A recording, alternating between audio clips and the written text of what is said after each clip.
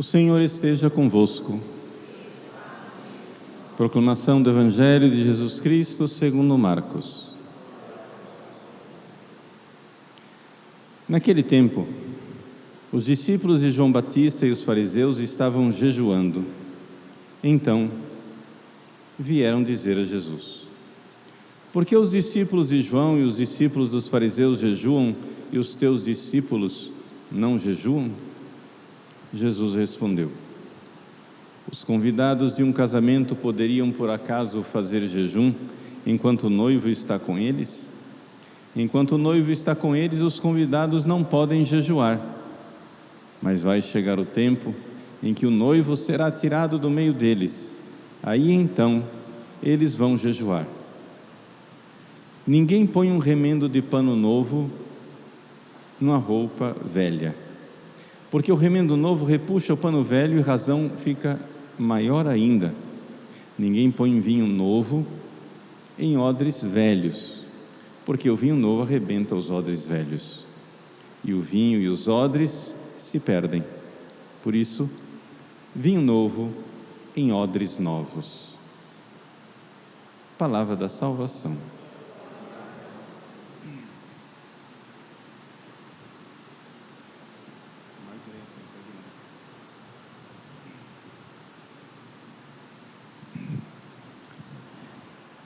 Meus queridos irmãos e irmãs, no Evangelho de hoje, Jesus, estamos sempre no início do Evangelho de São Marcos, mostra a diferença do que ele veio fazer com essa ocasião, né, da pergunta sobre os jejuns, dá a oportunidade de Jesus ensinar o que ele veio fazer. Vamos por partes. Primeiro, a pergunta é feita a Jesus sem malícia, pelo menos é assim que no contexto do Evangelho de Marcos se apresenta. É simplesmente algo que causa espécie, causa admiração, causa espanto. Nós estamos numa sociedade, toda ela montada ao redor das prescrições do Antigo Testamento. O que é o Antigo Testamento? O Antigo Testamento é a revelação de Deus, e lá no Antigo Testamento havia, para a gente tentar resumir o que é que havia antes de Jesus, havia 3 tipos de preceitos. Havia preceitos que a gente poderia chamar de preceitos naturais, que estão resumidos nos 10 mandamentos. Ou seja, aquilo que são leis que já estavam escritas por Deus na natureza das coisas desde a criação, e que o homem, com a sua inteligência, pode tranquilamente descobrir essas leis. Aliás, vários povos descobriram, pelo menos em parte, essas leis, as leis dos 10 mandamentos. Não precisa você ler a Bíblia para saber que não matar é um preceito. Não precisa você ler a Bíblia para saber que você tem que respeitar seu pai e sua mãe. Basta ter um pouco de inteligência. Se não houver esse tipo de relacionamento, de respeito, de confiança mútua, não tem família, não tem educação, não tem ser humano. A criança não pode começar invertendo as coisas e dizendo: eu sei, papai e mamãe, vocês vão me obedecer. Dá tudo errado. Não precisa de 10 mandamentos para saber que tem que haver algum tipo de limite na atividade sexual. Não precisa dos 10 mandamentos para saber que tem que haver limite também no uso das coisas, o roubo, né? Como é que nós vamos usar as coisas materiais e assim por diante. Todas essas verdades, elas estão inscritas por Deus no ser das coisas. Mas o homem, com o seu egoísmo, tem dificuldade de enxergar. Deus, para facilitar a nossa vida, por assim dizer, o que é que Ele fez? ele se revelou a Moisés e deu as tábuas da lei, 2 tábuas, mostrando os direitos de Deus e os direitos do próximo, os deveres que nós temos para com Deus e os deveres que nós temos para com o próximo. Os deveres de Deus, os 3 primeiros mandamentos, é a primeira tábua. Os deveres para com o próximo, os outros 7 mandamentos. E pronto, isso já estava lá no Antigo Testamento. Quando Jesus veio ao mundo, isto não foi abolido. Os 10 mandamentos continuam valendo. Mas no Antigo Testamento tinha também outros 2 tipos de lei que Jesus aboliu. O primeiro tipo de lei eram leis relativas à organização jurídica do povo de Israel. Por quê? Porque no Antigo Testamento Deus se organizou através de um povo, e era um povo que tinha um governo político, tinha que julgar, como que julga os crimes, como que resolve as situações sociais, etc, etc. E Deus então deu um código básico, fundamental, de orientação de como é que se deve orientar esse povo. Isto foi abolido com Jesus. Por quê? Porque Jesus veio instaurar o novo povo de Deus, e o novo povo de Deus não é mais um povo, o povo de Israel. O novo povo de Deus é o corpo de Cristo presente em todos os povos. Então isso é uma coisa interessante, e é importante, tem consequências relevantes para o nosso dia a dia. Nós, cristãos, católicos, sabemos, Deus não veio instaurar um regime político. Nós precisamos usar nossa inteligência, nossas virtudes, nós temos que trabalhar para fazer um regime político o mais justo, o mais inteligente, racional, adequado, não é? Que não oprima as pessoas, etc. Mas isso é feito com a nossa inteligência. Vejam que isso daqui parece uma coisa óbvia, mas não é óbvio, por exemplo, para os muçulmanos. Na religião islâmica, Maomé e as revelações divinas instauraram um regime, tem um jeito de governar, tem leis que precisam ser aplicadas, a Sharia precisa ser aplicada, né? Na casa da obediência, no Islã. Então, vejam, é interessante nós vermos, por contraste, isso aqui é só para a gente notar, eu não estou aqui falando mal dos muçulmanos, eu estou fazendo um contraste para você notar quem nós somos. Por quê? Porque em tempos de crise institucional, como nós vivemos no Brasil, muitas pessoas ficam esperando uma palavra da igreja que nos diga. Pessoas no meu site mandam perguntas: padre, o que é que nós devemos fazer para resolver o problema político e institucional no Brasil? Resposta: a igreja não tem um regime.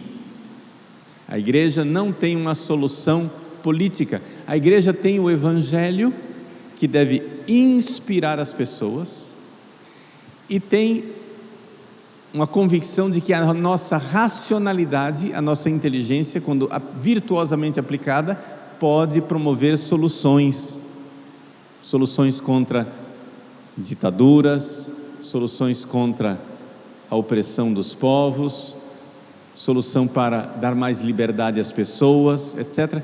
Somos nós quem temos que construir essa solução, seja olhando para aquilo que a história e a tradição já nos deu, porque nós temos 2000 anos de experiência de cristianismo,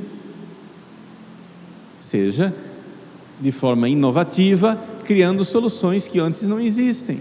Então, vejam, os católicos, eles existem em países organizados em regimes diversificados. Então, existem católicos em monarquias parlamentaristas, existem católicos em repúblicas, e existem católicos, infelizmente, em regimes ditatoriais.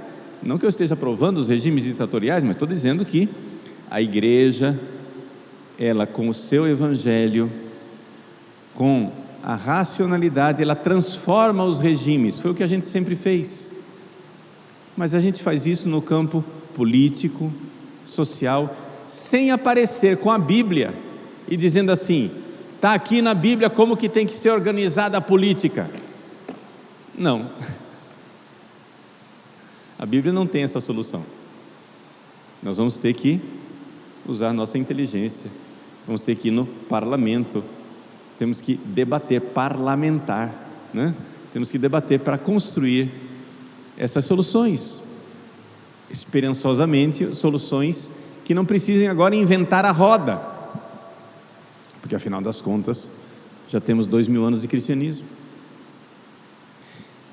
Então, esse é o segundo ponto. Vejam o que eu disse até agora.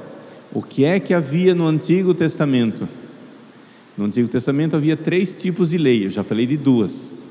Primeiro tipo de lei, os 10 mandamentos que estão inscritos na natureza das coisas criadas. O ser humano, com a sua inteligência, é capaz de enxergar: não matar, não cometer adultério, não roubar, não levantar falso testemunho. Essas leis, elas não foram abolidas por Cristo, porque elas são leis que estão na criação, está na estrutura da realidade criada. Mas quando veio Jesus, ele aboliu outros 2 tipos de lei. Primeiro tipo de lei que foi abolido, as leis judiciárias do Antigo Testamento, que era como devia ser organizado politicamente o povo de Israel no Antigo Testamento. Agora nós temos que viver nos vários regimes que existem, né, nas várias organizações políticas, na polis, nas organizações políticas desse mundo, e vamos ter que, com o Evangelho, com a graça de Deus, temperar, né, sal da terra, luz do mundo, e ir transformando essas realidades em realidades mais justas, realidades que respeitem a liberdade das pessoas, realidades mais adequadas. Mas então as leis judiciárias do Antigo Testamento foram abolidas. E as leis, terceiro tipo de lei, que eu não falei e vou falar agora, são as leis de culto. Existe uma série de prescrições no Antigo Testamento que são prescrições cultuais. Por exemplo, a circuncisão, por exemplo, o sacrifício de touros, de carneiros, de bodes, as leis de como que deve ser construído o templo de Jerusalém, as leis de como deve ser organizado o sacerdócio levítico. Essas leis foram abolidas, não é? Essas leis foram abolidas. Nós, cristãos, católicos, não precisamos mais seguir a circuncisão. Nós não precisamos mais seguir as leis do Antigo Testamento com relação, por exemplo, aos animais impuros. No Antigo Testamento, ninguém comia porco, carne de porco. Nós católicos podemos comer carne de porco tranquilamente. Está entendendo? Não se podia comer peixe de couro, né? Mas nós aqui cuiabanos comemos pintado tranquilamente, que é peixe de couro, e assim por diante. Então essas leis cultuais, elas foram abolidas também. Ora, o que é que Jesus está ensaiando aqui? Começando a dizer: olha, gente, chegou o esposo. Os discípulos de João e os discípulos dos fariseus seguem todos aqueles preceitos do Antigo Testamento. Mas agora, como diz a carta aos Hebreus na primeira leitura, nós temos um novo, sumo e eterno sacerdote. Nós temos agora um novo sacerdote, e Jesus veio abolir parte daquilo que tinha sido colocado no Antigo Testamento. Ele preservou uma série de leis, os 10 mandamentos, e instaurou outras leis, novas leis, que não existiam antes, as leis dos sacramentos, né? Então, o Antigo Testamento, resumindo bem, parte do Antigo Testamento não vale mais, as leis jurídicas, as leis cultuais. Existe algo que vale, que são os 10 mandamentos, e Jesus veio colocar novas leis, a lei da igreja, desse tempo novo, que é o tempo dos sacramentos. Então não tinha Eucaristia. Então Jesus instaura uma nova lei. Olha, como que deve ser a Eucaristia? Tem que ter pão, tem que ter vinho, tem que ter sacerdote ordenado, é assim que acontece. Tudo isso é lei, tudo isso é a organização do culto do novo povo de Deus. Agora não é mais circuncisão, agora tem que ser o batismo, não é? Como que faz para o perdão dos pecados? Não é mais o sacrifício de bodes e carneiros, mas o Cristo morreu na cruz e ofereceu o único sacrifício que é renovado em cada Santa Missa. Todas essas coisas foram instauradas agora no tempo da igreja, no Novo Testamento. Esse tempo que vai da primeira vinda de Cristo até a sua segunda vinda. Estas leis, elas também serão abolidas quando Jesus voltar. Por quê? Porque no céu não vai ter sacramentos. No céu nós vamos ver Deus face a face, não vamos precisar de sacramentos. Os sacramentos são para esse tempo da igreja. Então eu estou colocando aqui de forma bem sistemática, para a gente ter ideias claras, porque a gente lê o Evangelho, se a gente não tem essas ideias claras, não tem a chave de leitura do que Jesus está dizendo.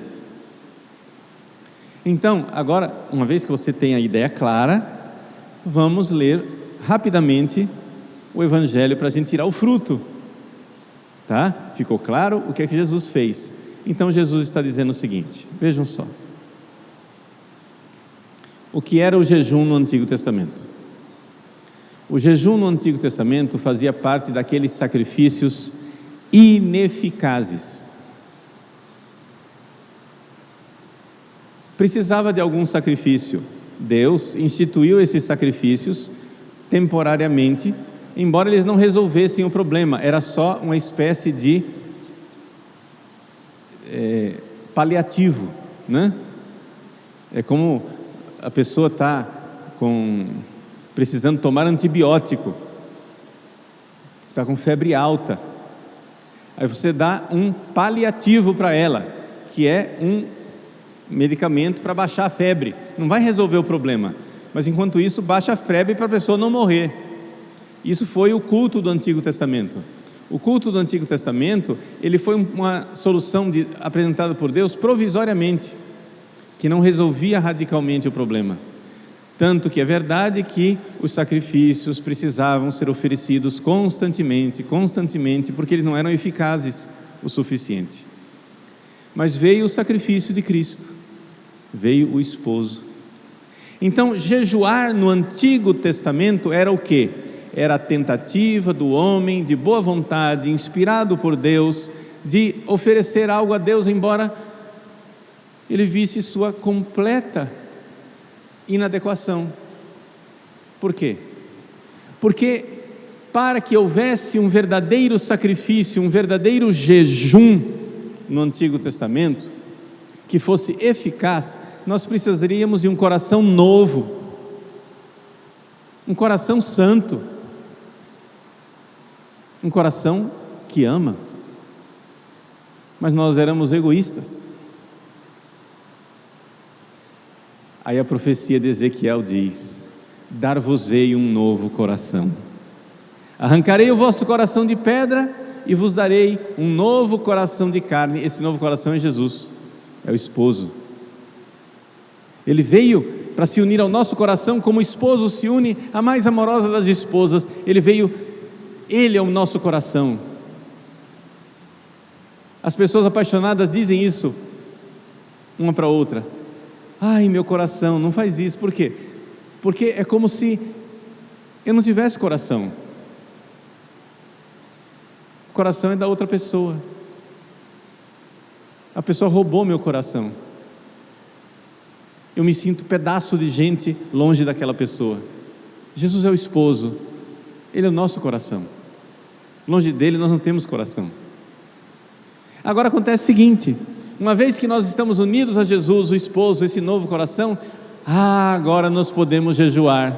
Por quê?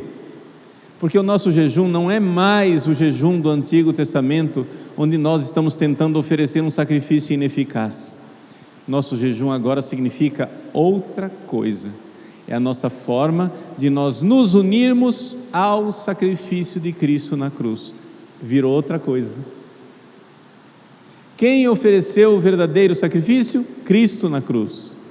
Quem ofereceu a verdadeira redenção? Não são mais bodes e touros, não são mais holocaustos ineficazes, mas quem ofereceu o verdadeiro sacrifício foi nosso Senhor Jesus Cristo na cruz. Então agora eu posso jejuar, sabendo que aquele sofrimento, pequenino sofrimento do jejum, ele não salva. Foi Cristo que salvou na cruz, mas aquele meu pequeno sofrimento é uma forma de eu amorosamente me unir ao meu esposo, que na cruz diz: isto é meu corpo entregue por vós. O que é que o esposo faz? Ele entrega o corpo. Sacrifício de amor. Nós nos unimos a Ele. Então todo sacrifício que você fizer, jejum, vigílias, rezar de joelhos, dormir no chão, peregrinações, abstinências, tudo que você fizer, você sabe que não é você quem está salvando. Vejam que liberdade que Cristo nos deu, vejam que alívio, vejam que peso Ele tirou de nossas costas. Nós não temos mais a necessidade de oferecer sacrifícios salvadores, nós oferecemos sacrifícios que nos unem ao sacrifício salvador. Tudo que nós fazemos é tomar posse, nos unirmos, unir o nosso coração a esse grande amor que Cristo realizou na cruz, e por isso é necessário jejuar. Diante dessa luz, agora você pode então ler o Evangelho de hoje tranquilamente. Olha como agora as ideias ficaram um pouco mais claras. Os discípulos de João e os fariseus jejuavam, e alguém pergunta para Jesus: por que seus discípulos não jejuam? E Jesus então diz, né? Vocês estão querendo colocar remendo novo num pano velho. Quem é o remendo novo? É o jejum do Novo Testamento, é o jejum dos católicos, é o jejum dos cristãos. E o pano velho é o Antigo Testamento que precisa ser abolido. Não vamos continuar no sistema de sacrifícios do Antigo Testamento, achando que nós temos que matar touros, bodes e fazer jejuns, porque é isso que vai nos salvar. O tecido novo, o vinho novo, é saber que Cristo morreu por nós, se ofereceu uma vez por todas, definitivamente, uma só vez, diz a carta aos Hebreus, Efapax, uma única vez. E nós então agora podemos oferecer sacrifícios de união ao sacrifício dele. Não somos nós quem nos salvamos, mas somos nós quem tomamos posse da salvação que ele conquistou para nós. Esse é o vinho novo, esses são os odres novos. Então era necessário continuar fazendo, aspas, as mesmas coisas, mas de uma forma completamente diferente. Esse é o vinho novo. Então, quem faz sacrifícios no Antigo Testamento faz com uma mentalidade. Quem faz sacrifícios no Novo Testamento faz com outra mentalidade. Porque quem está no Novo Testamento agora está unido ao esposo, unido a Ele. Com o coração dele a gente jejua, com o coração dele a gente faz sacrifício, sabendo que foi o sacrifício dele que salvou, foi o jejum dele que nos salvou, foi a penitência dele que nos salvou. E nós só estamos tomando posse e nos unindo, como uma esposa amorosa se une ao seu esposo.